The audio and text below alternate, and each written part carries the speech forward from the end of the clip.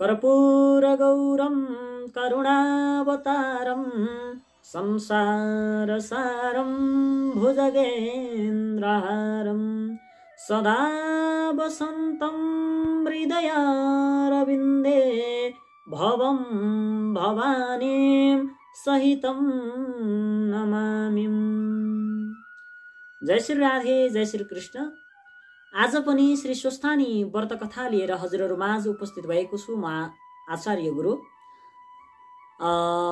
हजुरहरू सम्पूर्णलाई श्री स्वस्थानी माताको आशीर्वाद कृपा प्राप्त होस्, घरमा सुख शान्ति समृद्धि छाओस्, दरिद्रता दुःख क्लेश कष्टता सबै हटेर जाउन्, अनुहारमा खुसी देख्न पाइयोस्, राष्ट्रमा शान्ति होस्, विश्वमा शान्ति होस्, सबैजना खुसी हुन्, सबैजना सुखी रहन्।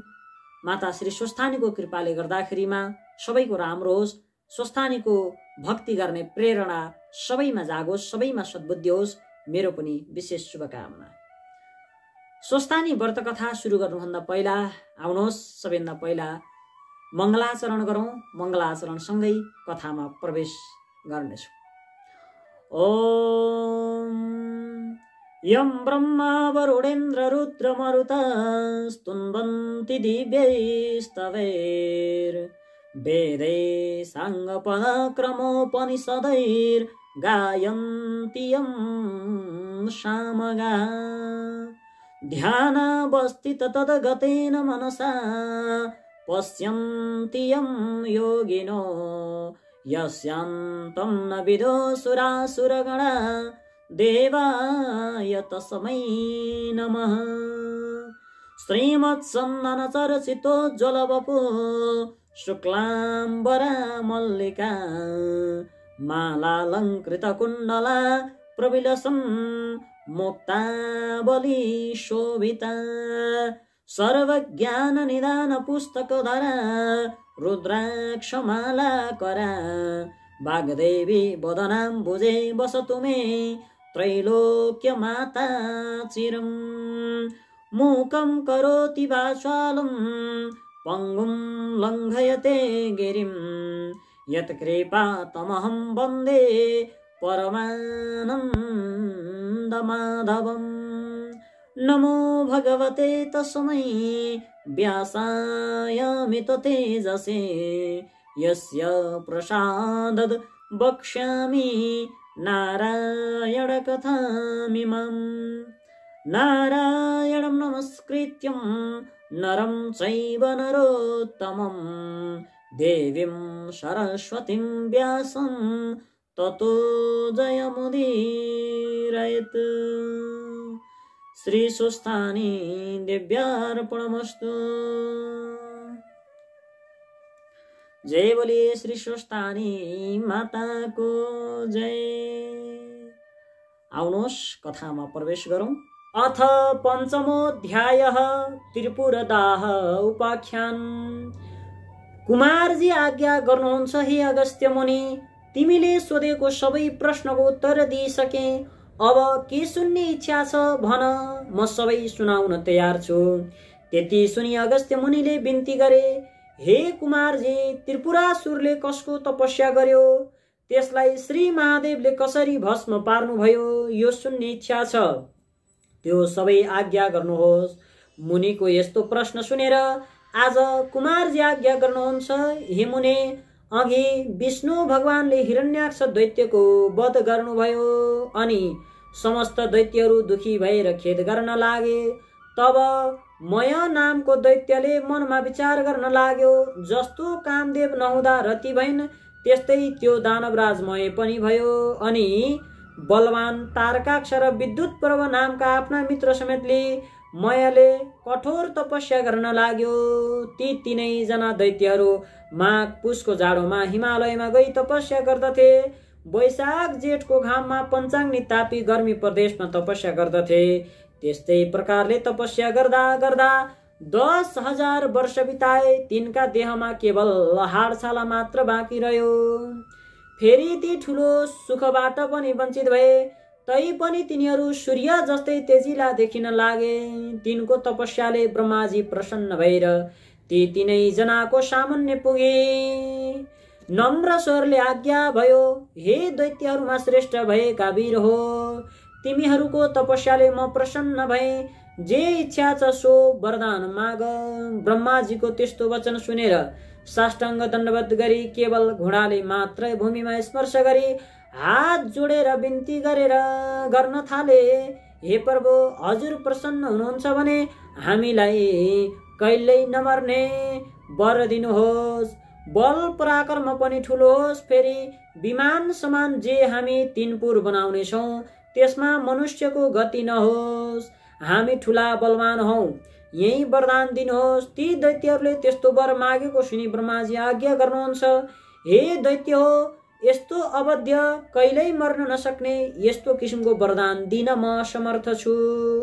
मृत्युलाई अवकाश राखेर अर्को वर माग, म दिन्छु, यसमा अन्यथा नमान।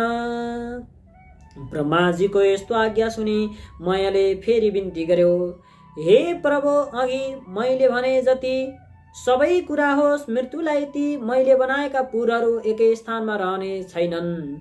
जब 10,000 वर्ष पुग्ला तब ती पुरको केवल आधा निमेषसम्म मात्र मेल होस्, र त्यही आधा निमेषभित्र जो एक बाणले तिनै पुरलाई नष्ट गर्न सकोस्, त्यही पुरुष हामीलाई मार्न सकोस्। मायाका यस्ता वचन सुनेर तथास्तु भनी ब्रह्माजी आफ्नो लोकतर्फ जानुभयो। तब त्यो मय दानवले संसारमै बस गर्ने इच्छा लिएर आदि कल्पमा 3 पुरको रचना गर्दो भयो। ती 3 पुरमा पहिलो फलामको, दोस्रो चाँदीको र तेस्रो सुनको बनायो। ती 3 पुर आकाशमा सुमेरु पर्वतका श्रृंग टाकुरा हुन्की जस्ता देखिन लागे। ती पुरहरू चन्द्रमाका किरण लाग्नाले अति शीतल भएका र स्थान स्थानमा आँखी झ्यालहरू बनेका, घरका अट्टालिकाहरू पनि अति अग्ला, आँगनहरू पनि राम्रा राम्रा देख्दै मनलाई मोह पार्ने शिलाहरूले छापेका, स्थान स्थानमा सुनले मडेका उत्तम पुरद्वारहरूमा रङ बिरङ्गको रत्न जडेका, मुगा मोती मणिहरू स्थान स्थानमा जडाएर बिजुलीको प्रकाश समान रत्नहरूको चारैतिर प्रकाश फैलिएको बनाए। फेरि चित्र विचित्र प्रकाश फैलाउने गरी हीरा मोती आदि रत्न जोडिएको। वायुको वेग लाग्नाले फरफराएको पताकाहरूले शोभायमान भएका घरहरूको पंक्तिहरू पनि रत्न समूहका थुप्रा नै हुन् कि भन्ने भान पार्ने फराकिला मार्गहरू पनि सिंगारिएका अत्यन्तै राम्रा पुर तयार गरायो। घर महलहरू पनि अनेक रङका मनहरण गर्ने रत्नहरूले सुशोभित ध्वजा पताकाहरूले सिंगारेर ती विमान जस्ता 3 पुरलाई शोभायुक्त बनायो। अनेक रत्न जडेका गमलाहरूमा रङ बिरङ्गका जात जातका उत्तम उत्तम सबै ऋतुमा फुल्ने फूल र त्यस्तै 6वटै ऋतुमा फुल्ने फूलका वृक्षहरू लगायो। तलाउहरू पनि अनेक प्रकारका कमल कमलिनी कुमुदिनीका पुष्पले शोभायमान भएका तयार गरायो। यस्ता प्रकारले त्रिपुरवासीहरूको शोभाले युक्त महल तयार भयो। फेरि मयूर, डाँफे आदि उत्तम पक्षीगणले युक्त र पुरुषका नङ लाग्नाले जसका पयोधरका गोलाकार घेरामा अर्धचन्द्राकार घाउ लागेका कलश जस्तै उत्तुङ्ग फडिएका, कुच भएका, मदिराले राता राता आँखा भइरहेका, लाजले मुसुक्क हास्य गर्ने, लोरिएका नेत्र भएका यस्ता अनिन्द्य सुन्दरीहरूले व्याप्त भएको त्यो त्रिपुर परैबाट पनि अत्यन्तै रमणीय देखिन लाग्यो। यस्तो त्रिपुर मध्ये जो फलामको थियो त्यो मयले तारकाक्ष नामको आफ्नो मित्रलाई दियो। अर्को चाँदीको जुन सुन्दरपुर थियो त्यो विद्युत प्रभलाई दियो। जुन सुवर्णले बनेको सबैभन्दा उत्तम पुर थियो त्यो मयले आफूले लियो। अनि त्यो त्रिपुर दैत्यपतिमय मन्त्रीवर्गले शोभायमान भयो। त्यो दैत्यराज आफ्ना शत्रुहरू र तिनका सेनालाई परास्त गरेर आफ्ना हितैषी ब्राह्मण वर्ग र भृत्य वर्गले सहित भाइ आफ्ना सुन्दरी स्त्रीहरू साथमा लिइरहँदा स्वर्गको भन्दा पनि बढ्ता सुखभोग गर्न लाग्यो। अनि तिनै लोकका आनन्दलाई ध्वंस गर्न लागे। साथै अभिमानले भरिएर देवताहरू सबै विरजित भए भन्न मनमनमा ठान्न लाग्यो।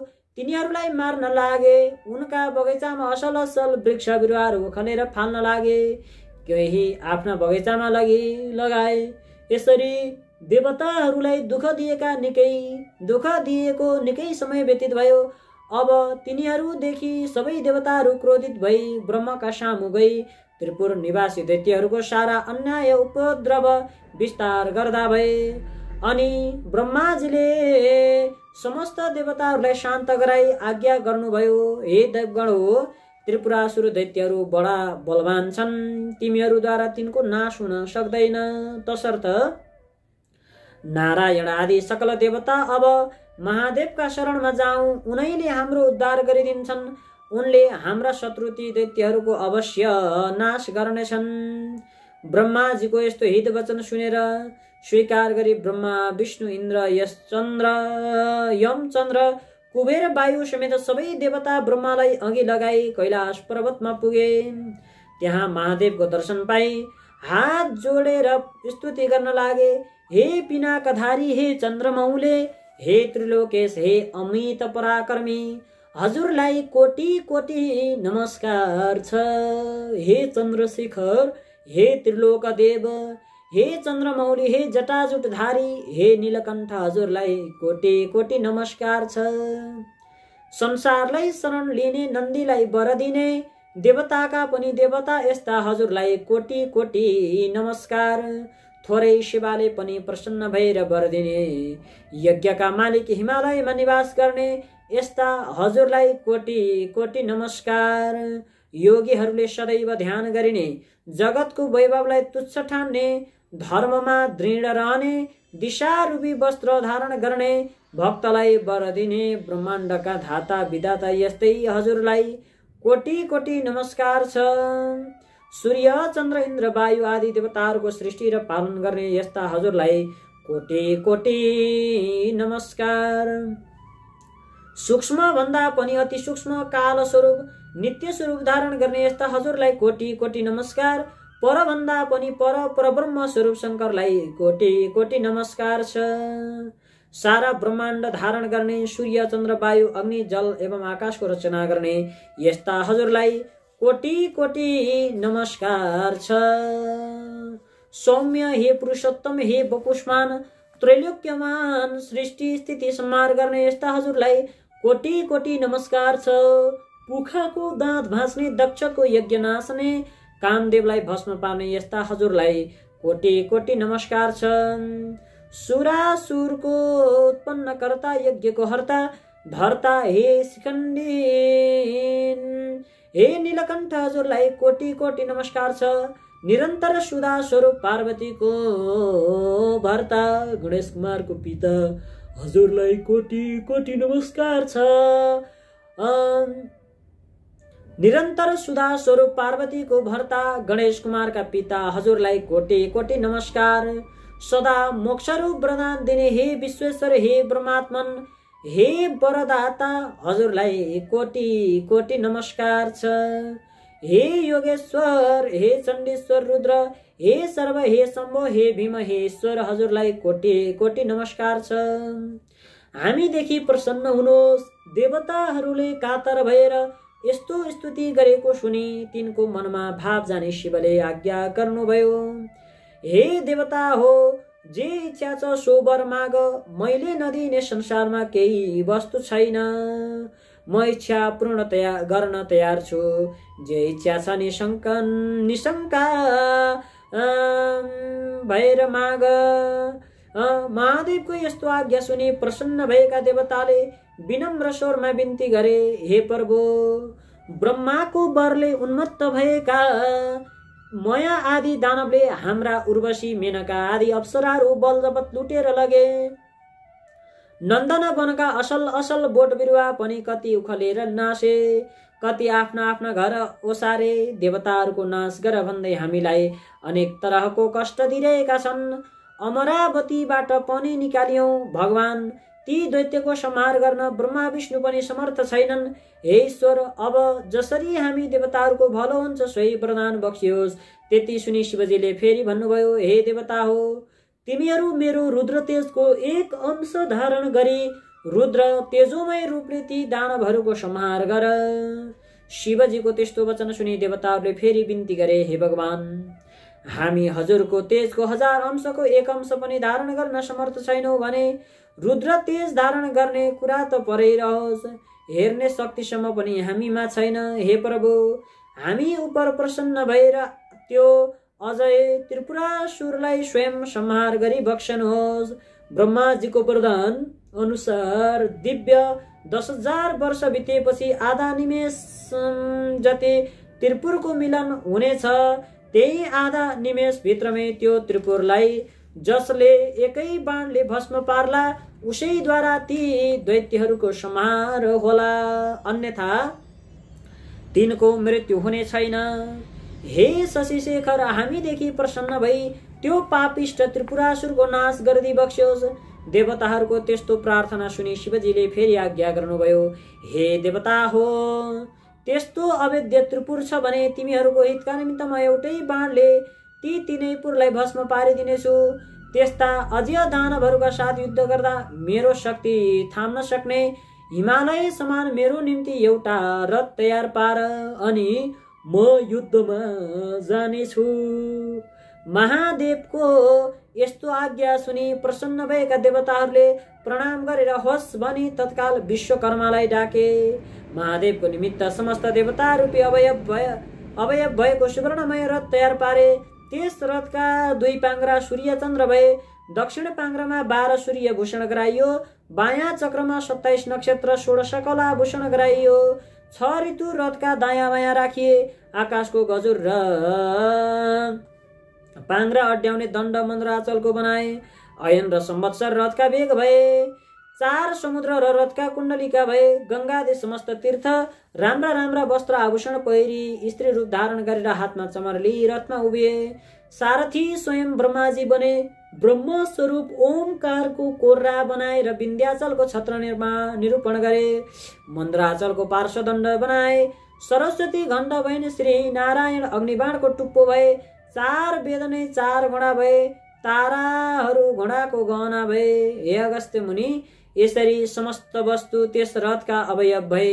यसरी जब धनु बाण सहित रथ तयार भयो तब पृथ्वी र आकाश कम्पित पार्दै भगवान शिव त्यस रथमा आरोहण हुनुभयो। त्यस रथका अघि पछि शिवका गणहरू शङ्कु कर्ण चण्डेश्वर गणेश नन्दी आदि प्रमथ गणहरू शूल पट्टिस आदि अनेक शस्त्रास्त्र लिएर शङ्ख भेरी मृदङ्ग आदि बाजा बजाउँदै महादेव माथि अनेक थरीका पुष्पको वर्षा गराउँदा भए। त्यस बेलाको रुद्र तेज सहन गर्न नसकी समस्त देवता मोहमा प्राप्त भए। महादेवले देवताहरूको त्यस्तो स्थिति देखि आफ्नो तेज खिची केही कम पार्नुभयो, अनि देवताहरू रुद्र तेज सहन गर्नमा किञ्चित समर्थ भए। त्यसपछि नारद मुनि ती दैत्यहरू कहाँ गएर भन्न लाग्नुभयो, हे दैत्यराज, मय देवताहरूको स्तुतिले प्रसन्न भएका महादेव स्वयं तिमीहरूको संहार गर्न भनी आइरहनु भएको छ। अब तिमीहरूको जो इच्छा छ सो गर, नभए तिमीहरूको अविलम्ब नाश हुनेछ। नारदजीका यस्ता वचन सुनि दैत्यराज मयले आफ्ना मित्र तारकाक्ष, विद्युतमाली र अनन्य योद्धाहरूलाई डाकी नारद मुनिले आज्ञा भएको सबै कुरा विस्तारले सुनायो। अनि दानवमा उत्तम बलवान भएको तारकाक्षले भन्यो, राजन, किन चिन्ता गर्नुहुन्छ? देवताहरू यथा रूपमा हाम्रा बद्ध छन्। यो त्रिपुर भेदन गर्न कसको पराक्रम वा शक्ति छ? यदि समस्त देवता यक्ष गन्धर्व किन्नर आए पनि यो त्रिपुर अवैध नै रहनेछ। फेरि शत्रुलाई जित्न साम दाम दण्डभेद आदि अनेक किसिमका नीति छन्। अत जित्ने इच्छा भएका बलवान शत्रुलाई आफ्नो पराक्रमद्वारा दण्ड दिनु नै उचित छ। वीर तारकाख्यको यस्तो कुरा सुनि विद्युतमाला भन्न लाग्यो, हे राजन, श्रीहीन र बलहीन देवता कुनै प्रकारले पनि हामीसित युद्धमा अगाडि आउन सक्दैनन्। यदि कोही मूर्खता गरेर हामीसित युद्ध गर्न अघि बढ्छ भने त्यो अवश्य क्षयमा प्राप्त हुनेछ, त्यसमा संशय छैन। हे राजन, यसमा चिन्तित हुनुपर्ने केही कुरा छैन। एकमत भएर युद्ध गरौँ अनि समस्त देवतालाई जितेर इन्द्रको पद पनि भोग गर्नुहोस्। फेरि अघिका हिरण्याक्ष र हिरण्यकश्यपको पद पाई 14 भुवनको अकण्टक राज्य भोग्नुहोस्। विद्युत मालिका यस्ता कुरा सुनेर मयले शान्त स्वरले भन्यो, हे दैत्य हो, सुनौ। विद्युत मालिका त्यस्ता कुरा सुनेर मयले शान्त स्वरमा भन्यो, हे दैत्य हो, सुन्यौ। अब हाम्रो नाशको बखत आइपुग्यो। यति भनेर देह कम्पित पार्दै शिर हल्लाउँदै फेरि भन्न लाग्यो, जो शत्रु आफूभन्दा बलियो वा निर्बल छ भने त्योसित साम दाम दण्डभेद आदि नीतिको प्रयोग गर्न सकिन्छ। तर यी त सम्पूर्ण जगतका स्वामी श्री महादेव हुन्। उनी दानव र देवता भन्दा धेरै व्रत श्रेष्ठ छन्। यदि देवताको हितका लागि उनी स्वयं हामीलाई मार्न आइरहेका छन् भने यसको त कुनै पनि उपाय छैन। केवल महादेवको नजिक गई उनलाई नमस्कार गरौँ भन्ने मेरो यो अन्तिम निर्णय हो। यदि हामी उद्दण्ड झैँ कठोरता धारण गरेर उनका सामु युद्ध गर्न गयौँ भने केवल उनको दृष्टिपात हेराइ मात्रले नै भस्म हुनेछौँ। ब्रह्मादि देवता पनि दुखी भएर जसको शरणमा जान्छन् आज उनै ईश्वर हाम्रो नाश गर्न आइरहेका छन् भने हाम्रो के गति होला भन्न सकिन्न। जो क्षण मात्रमा सम्पूर्ण सृष्टि पालन र नाश गर्न सक्दछन् र फेरि जो जगतका कारण र मुक्तिदाता पनि हुन्, ती महादेवसित युद्ध गरेर हामी कसरी जित्ने आशा गर्न सक्दछौँ। हे वीर हो, हाम्रो विधिहीन तपले के हुन सक्दछ। फेरि त्यसको फल हामीहरूले धेरै वर्षसम्म भोग गरिसक्यौँ। अतः म भन्दछु, हे दानव वीर हो, तिमीहरू सबै यतिखेर कालले प्रेरित छौ, त्यसै कारण युद्ध गर्न तम्सिरहेका छौ। मयको त्यस्तो कुरा सुनि नारद मुनि उन्मत्त दैत्यहरूको मृत्युरूप यो कुरा भन्न लागे, हे दानवराज, अब तिमीहरूको तपस्याको फल सकियो। यदि सङ्ग्राममा पछि हटेर नपुंसक झैँ देवताहरूको शरणमा जानुभन्दा त सङ्ग्राममा लडी वीर गति पाउनु नै उत्तम ठान्दछु। यदि शिवका हातबाट मर्न पायौ भने उनको पर्वतगणको अधिपति पनि हुन सक्दछौ। सङ्ग्राम नगरेर शरण पर्न गयौँ भने पनि देवताको हितका लागि तिमीहरूलाई नमारी छाड्ने छैनन्। फेरि दानवहरूका राजा वीर पराक्रमी भएर पनि कायरतातिर लाग्नु उचित छैन। कायरदेखि शिवजी प्रसन्न हुँदैनन्, बरु युद्धमा पराक्रम देखाउने वीरदेखि प्रसन्न हुनेछन्। अतः किन नलड्ने, अवश्य लड। यदि संयोगले जित्यौ भने तिनै लोकको सुख भोग गरौला। नारद मुनिका यस्ता कुरा सुनेर तारकाख्य र विद्युतमाले दानवहरू आयुष्य क्षीण भइसकेका हुनाले भन्न लागे, ठिक हो, उत्तम हो, नारदजीले आज्ञा भएको उचित हो। दानवराज मयले पनि आफ्ना सहयोगीहरूको कुरा सुनि अब समस्त दानव वंशको संहार हुने समय भयो भन्ने जानी नारदजीले आज्ञा भएको कुरो उचित हो भनी समर्थन गरे। अनि मयका वचन सुनेर नारदजी पनि प्रसन्न हुनुभयो र समस्त दैत्यहरूलाई युद्ध गर्न उद्यत पारी मयसित बिदा मागे महादेव कहाँ गएर उहाँ भएको कुरा सबै निवेदन गरे। त्यस पछाडिबाट समस्त दानवहरू युद्धको इच्छा गरे। अनेक तरहका शस्त्रास्त्रले सज्जित भई लड्न तयार भए। बलनामा, नेमिनामा, बाणासुर, तारकाख्य, विद्युतमाली आदि प्रधान दानवहरू पनि युद्धको निश्चय गरी राजा मयका सामुन्ने आए। अनेक प्रकारले सिंहनाद गर्दै गर्जन थाले। फेरि ती दानव सैन्य स्वयं दानवहरूलाई नै भयदाग देखिन लागे। परस्परमा ऊ रथ आयो, उता हेर, ऊ महादेवको रथको ध्वजा देखियो भन्न लागे। भएर शोक त्यागी नाना तरहका शस्त्रास्त्रले युद्धको इच्छा। जसरी पशु पुतली आगोको नजिक जान्छ त्यसै गरी नै त्यो पशु गए नै कालले प्रेरित दैत्यगणले शिवको रथ कहिले आइपुग्छ र युद्ध गर्न पाइन्छ भनी हेरिरहेका थिए। त्यसै बखतमा पश्चिम सागरको शिरोभागमा रहेको अनेक सौन्दर्य शोभा बढाइरहेको ध्वजा पताका आदिले सज्जित एवं सुशोभित सुमेरु पर्वत समान शिवरथ देखियो। नन्दीश्वर आदि महादेवका प्रधान गणहरू उच्च स्वरले सिंहनाद गर्न लागे। तिनको सिंहनाद सुनेर दानवगणहरू पनि नगर छाडी बाहिर निस्के। यता चण्डेश्वर पनि उज्जवल कुठार हातमा लिए डरलाग्दो मुख पारी शिवगणका सामुन्ने आए। फेरि देदीप्यमान त्रिशूल हातमा लिए शिवकै समान पराक्रमी इच्छा भएका गणका अधिपति पार्श्वभागमा आए। अर्को गणका स्वामी शङ्कु कर्ण मुसल हातमा लिएर अर्को पार्श्वमा डटे। नन्दी, भृङ्गी, रिटी, तुण्डी र वीरभद्र आदि प्रधान वीरहरू पनि वज्र, त्रिशूल, गदा, परिगादि लिए युद्धमा अग्रसर भए। यता दानवगण पनि शिवजीको रथ आएको देखेर युद्धका निमित्त अनेक शस्त्र लिएर शिवगढमाथि जाइलागे। अनि दुवै तर्फबाट युद्ध सुरु भयो। शिवजी पनि त्रिपुरलाई भस्म हुन लागे झैँ देखेर प्रसन्न मुद्राले सङ्ग्राममा तत्पर हुनुभयो। नन्दी चाहिँ महाबली दानवसित जुझे। भृङ्गीले 10 बाणद्वारा विद्युत प्रभलाई भेदन गरे, तर राता राता नेत्र पारेर अनेक शिलाले ठोक्दा पनि उसलाई केही हानि गर्न सकेनन्। तब श्रृङ्गी र ऋटीले त्यस दैत्यको पृष्ठदेशमा प्रहार गरे अनि उसले पनि सर्पझैन श्वास श्वास फेर्दै ठुलो शूलले भृङ्गी र ऋटीलाई मर्ममा प्रहार गरियो। त्यसको पीडा खप्न नसकी भृङ्गी र ऋटी संग्रामबाट भागे। त्यस दानवराजले जब तिनीहरूलाई त्यसरी भगाएथ्यो तब गणनायक गणेशलाई पनि 1000 सरको प्रहारले घायल तुल्यायो। फेरि 63 र 10 बाण थपेर गणेशको सर्वाङ्गमा घाउ गरायो। बैरीको यस्तो अदम्य साहस देखेर गणेशजी पनि रिसाई सुन लामो पारेर त्यस दानवको घाँटीमा बेरी बसे। बेसरी निमठी मत्त हात्तीले तल्लाउमा फुलेको कमलको पुष्पलाई सहजै उखलेर फाले झैँ गरी विद्युत पर्व दानवको शिर उखलेर फालिदिए अनि गिँडबाट छुट्टिएको उसको शिर सरोवरबाट छुट्टी हात्तीको दाँतमा अड्केको कमलको पुष्प झैँ शोभित भयो। त्यो देखेर श्रृङ्गी र ऋटी अनेक स्तुति गान गरे अनि नेमी नामा र बलनामा दुवै दानव रिसाई गणनायक गणेशका सर्वाङ्गमा बाण हानेर घाउ लगाउन थाले। ती दानवलाई शङ्कुकर्णले बीचमै रोकेर तिनका रथ सारथी ध्वजा र घोडा सबै काटी मारी विरथी गराए। ती दुवै दानव पनि तत्काल अर्को रथमा चढे। आई चण्डेश्वर र गण्डनायक सबै अङ्गमा अनेक बाण प्रहार गरी घाउ पारिदिए। गणनायक चण्डेश्वरले पनि दानवका प्रहार खपेर रिसले राता राता आँखा पारी हातमा मुसल्ली बेगले हाने। त्यसको चोट खप्न नसकी दुवै दानव यमराजको नगरमा पुगे।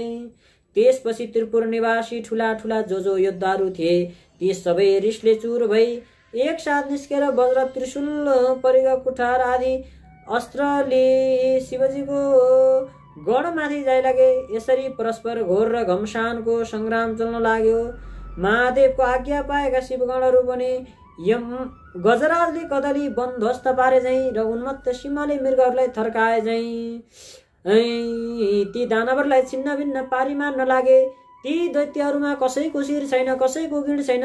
त्यस युद्धमा रगतको नदी बगे झैँ भयो। वायुका बेगले छिन्न भिन्न भएका मेघ झैँ र वज्रका चोटले धुलो भएका पर्वतका शिखर जस्तै लड्दै पश्चिम समुद्रमा गिर्दै गए। जब नेमी नामा र बल नामा वीरलाई शङ्कुकर्णले मारे भन्ने सुनेपछि तारकाक्ष नामको दानव रिसाएर गणनायक माथि झम्टियो र अनेक बाण प्रहार गरेर घायल पारिदियो। तब शङ्कुकर्णले पनि त्यसका प्रहार खपेर त्यसको शिरमा मुसल बजारी उच्च स्वरले सिंहनाद गरे अनि त्यो दानव केही बलहीन भएर गिर्ला जस्तो देखियो अनि निर्धक्कसित त्यसका छातीमा भाला प्रहार गरे। त्यस चोटले दानव भूमिमा लड्यो तर तुरुन्त उठेर चक्रले गणनायक माथि प्रहार गर्यो अनि शङ्कुकर्णले रिसाई साह्रै पीडा पर्ने गरी मुड्कीले हिर्काए। त्यो चोटले दानव फन्न गुमेर ढली मुर्छा पर्यो र दिव्य आयुधहरू त्याग्दो भयो अनि त्यो चोट खप्न नसकेर मृत्युमा प्राप्त भयो। त्यस गरी उसलाई गिरेको देखेर उठाई राजा मयको भवनमा लगेर सारा स्थिति सुनाउँदै अनेक किसिमले विलाप गर्न लागे। यसरी रोई विलाप गर्न लागेको दानवहरूलाई मैले राम्ररी बुझाएर भने, हे दानव, मेरो घरमा अमृतको कुण्ड छ, यसैमा चोबी मरेका जति सबै दानवलाई बचाओ। त्यति सुनेपछि जो आज्ञा भने प्रसन्न मनले मरेको तारकासुरलाई अमृतमा चोबेर बचाए, मरिसकेका वीरलाई पनि जीवन प्रदान गरे भन्ने खुसीले राजा मयलाई सबैले बारम्बार प्रणाम गरे। त्यसै गरी मरेका अरू दानवहरूलाई पनि जीवित पारे अनि त्यो तारकाक्ष पहिले भन्दा पनि दोब्बर साहस र शक्तिका साथ संग्राममा आयो। ब्रह्माजीले त्यसलाई देख्न साथ आफ्नो दाहिने हातको औंलाले संकेत गरेर श्री महादेवलाई विनयपूर्वक भन्नुभयो, हे ईश्वर, त्यो दानव अघि नै मरिसकेको थियो तर अहिले फेरि बाँचेर लडाईँमा आयो। मयका घरमा अमृतको कुण्ड छ, त्यसले मरेका समस्त दानवलाई बचाउनेछ। अतः हे शिव, त्यसको घरमा अमृत रहेसम्म एकै ब्राह्मण त्यसकारण एकै बाण प्रहार गरेर त्यो अमृत शोषी लिनु पर्दछ। ब्रह्माजीको वचन मानेर शिवले एक बाण प्रहार गरी सारा अमृत शोषी लिनुभयो। ब्रह्माजीले फेरि विनयपूर्वक विन्ती गरे, हे प्रभु, अब त्यो बाण प्रहार गर्नुहोस्। मैले त्रिपुरसितको युद्ध अगाउन्जनी देखेँ। लड्दा लड्दा आज 10,000 वर्ष बितिसक्यो, तर त्यसको नाश हुन सकेन। अब त्यो बाण शीघ्र छोड्नुहोस्, अनि बैरीको नाश होला। ठिक उसै बेला ती 3 पुरहरू आधा निमेषसम्म जोरी फेरि छुट्टेनछन्। ती पुरहरू एकपल्ट जोरिएर छुट्टिएपछि जति बाण प्रहार गरे पनि सफलता प्राप्त हुन सक्दैन। हे प्रभु, मेरो प्रार्थना स्वीकार गरी बक्सिन्छ भने तत्काल बाण प्रहार गरेर यस त्रिपुरलाई नाश गर्नुहोस्। ब्रह्माजीको यस्तो विनय युक्त कुरा सुनि ठिक हो, असल हो भनी त्यो अग्नि सोमयुक्त उग्र बाण धनुमा चढाई धनुलाई तलमाथि झुकाई दिव्य 10,000 वर्ष पुग्नसाथ आधा निमेष आँखा जिम्म गरेर उघारे। जति समयको लागि त्रिपुर जोरियो, तब महादेवले आफ्नो योगबलले जोरिनुलाई निश्चल पारिदिनु भयो। अनि जसको टुप्पामा अग्नि सोम स्थित थिए, त्यो नारायण स्वरूप बाण शिवले प्रहार गर्नुभयो। त्यो बाण छुट्नासाथ त्रिपुरका भव्य महलहरूमा आगो लागेर चारैतिर डन्न थाल्यो। धिक धिक कष्ट कष्ट भन्ने शब्द सुनिन लाग्यो। महादेवले तत्काल नन्दीलाई भन्नुभयो, त्यो मय दानव मेरो प्रिय भक्त हो, त्यसलाई अग्निले नडराउन्। महादेवको त्यस्तो आज्ञा पाउन साथ वायु रूप भई बाणभन्दा पनि बेगले गई मयको घरमा नन्दीले हेरे। राजा मय शिवलिङ्ग सामुन्ने राखी उनैको ध्यान गरिरहेको छ। तब नन्दीले मयलाई भने, अग्निले तिमीलाई जलाउने छैनन्। मयले तुरन्त नन्दीलाई प्रणाम गरे। त्यसै बेला अग्नि पनि आइपुगेर नन्दीले शिवको आज्ञा अग्निलाई सुनाइदिए। तब अग्निले मय दानवतिर फर्केर भने, हे शिवभक्त, अब तिमी यो नगर छाडेर तुरन्त जाऊ। मयले जो आज्ञा भनेर सुवर्णको शिवलिङ्ग बोकी तत्काल पाताल गए। यता नन्दीले फर्केर गई सम्पूर्ण कुरा शिवजीलाई बिन्ती चढाए। अब त्रिपुर भस्म हुन लाग्यो। त्यसको वेदी महल उद्यानहरू धमाधम भत्किएर नासिन थाले। अनेक दानव र तिनका परिवारहरू कराएको मात्र सुनिन लाग्यो। वस्त्र खुस्केका अनेक सुन्दरी स्त्रीहरू घरबाट बाहिर निस्की रोई कराएको चर्को स्वर सुनिन लाग्यो। अग्ला अग्ला महल र विमानहरूमा रहेका कठोर कडा र उच्चस्तन भएका मदले विवल नेत्र भएका आफ्ना आफ्ना पतिका अत्यन्त प्रिय नारीहरू अग्नि बाणले डराई घर घरमै यताउता धगुर्न र कराउन लागे। जस्तै पर्वतमा भूमिकम्प हुँदा त्यहाँका किन्नरहरू भयले व्याकुल हुन्छन्, त्यस्तै आफ्ना पतिलाई भयले आकुल भई अङ्कमाल गर्न थाले। कोही डराई भाग्न थाले। कतिपय दानवगण आफ्ना आफ्ना स्त्रीलाई बोकेर नगर छोडी बेगले भाग्न लागे। शिवको भक्तिले हीन र वस्त्राभूषणले पनि हीन पर्वताकार देख्दैमा डरलाग्दा काला न काला दानवहरू डढेर सागरमा खस्न लागे। जति दानवहरू समुद्रमा खसे ती सबैलाई जलका अनेक जन्तुले खान थाले। कति दानवहरू त आफ्ना पति वा पत्नीको अवस्था देखेर खप्न नसकी आगोमा डढेर मरे। रतिका अन्तमा खेदित भएका तर तुरुन्त कामले पीडित भई प्रियका साथ जाउँ भन्ने इच्छा भएका ती कति दैत्यहरू भार्यासहित अग्निमा डढेर मरे। कोही समुद्रमा हाम फाली जल जन्तुको भोजन भए। कोही आधा डढेर कोही भाग्दा लडेर स्वाहा भए। यस प्रकार त्यो अमोघ अग्नि सोमयुक्त बाणले त्रिपुर भस्म पारी शेष नगर समुद्रमा डुबाई फेरि भगवान शिवको हातमा आइपुग्यो। यस्ता प्रकारले अवैध त्रिपुर भस्म भएपछि देवताहरू आफ्ना अधिकार पाए। शिवजीलाई प्रणाम गरेर स्तुति गर्न लागे। हे रुद्र, आज हजुरद्वारा जुन रौद्र कर्म हुन गयो त्यो अन्य कसैबाट पनि न कहिल्यै भएको थियो न फेरि हुनेछ। हे शङ्कर, यो कामले हामी समस्त देवताहरूको कष्ट निवारण गरिदिनु भयो। अतः हजुरलाई कोटि कोटि नमस्कार छ। यस्तो देवगणले स्तुति गरेको सुनि महादेव प्रसन्न भएर आज्ञा भयो, हे देवता हो, आफ्ना प्रिय भक्तजनलाई सदैव पुत्र जस्तै स्नेहपूर्वक पालन गर्नु पर्दछ। आज त्रिपुरवासी दानवहरूको समारोह हुन गएकोले तिमीहरूको इच्छा पूर्ण भयो। अब तिमीहरू खुसी साथ आफ्ना आश्रममा जाओ। श्री महादेवले यस्तो आज्ञा भएको सुने महादेवलाई दण्डवत प्रणाम गरी देवताहरू आफ्ना लोकमा जाँदा भई। देवताहरू गएपछि नन्दी भृङ्गी भूत प्रेत पिशाच डाकिनी शाकिनी सहित भएर शिवजी कैलाशपुरी पाल्नुभयो। हे अगस्त्य मुनि, यो सहसा कसैले वर्णन गर्न नसकिने त्रिपुर दाह मैले सुनाए जो शिवभक्त खुसी साथ यो कथा सुन्ला वा सुनाउला त्यो समस्त पापबाट मुक्त भएर मरेपछि शिवको पार्षद भएर सधैँ कैलाशमै बस्न पाउनेछ। जय जय श्री स्कंद पुराणे केदार खंडे माघ महात्म्य कुमार अगस्त्य संवादे श्री स्वस्थानी परमेश्वर्या व्रत कथायाम त्रिपुरदाह वर्णनम नाम पंचमोत्सवः। अब आउनुहोस् श्री स्वस्थानी परमेश्वरी भगवतीको पुष्पाञ्जली गरौँ। पुष्पाञ्जली सँगै आजको कथालाई बिट मार्नेछौँ। ओम श्री स्वस्थानी देव्यै नमः।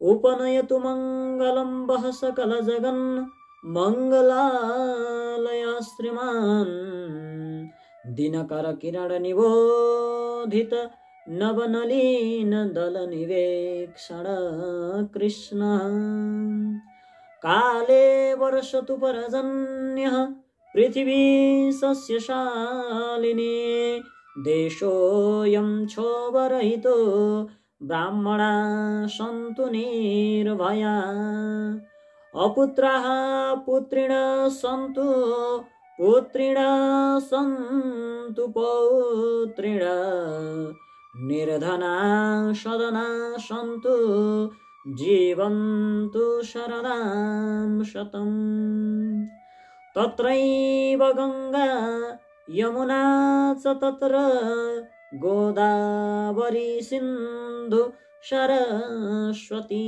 च तीर्थानि सर्वाणि वसन्ति तत्र यत्राच्युतोदार कथा प्रसंग या कुन्देन्दु तुषारहार धवला या शुभ्रवस्त्रावृता या वीणावरदण्डमण्डितकरा या श्वेत पद्मासना या ब्रह्माच्युत शंकर प्रभृतिभिर्देवैः सदा वन्दिता सा मां पातु सरस्वती भगवती निःशेषजाड्यापः कायेन वाचा मनसेन्द्रियैर्वा बुद्ध्यात्मना वा प्रकृते स्वभावात् करोमि यद्यत् सकलं परस्मै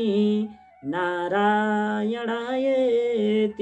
समर्पयेतत्। श्री स्वस्थानी देव्यार्पणमस्तु। जय बोले श्री स्वस्थानी मैया को जय।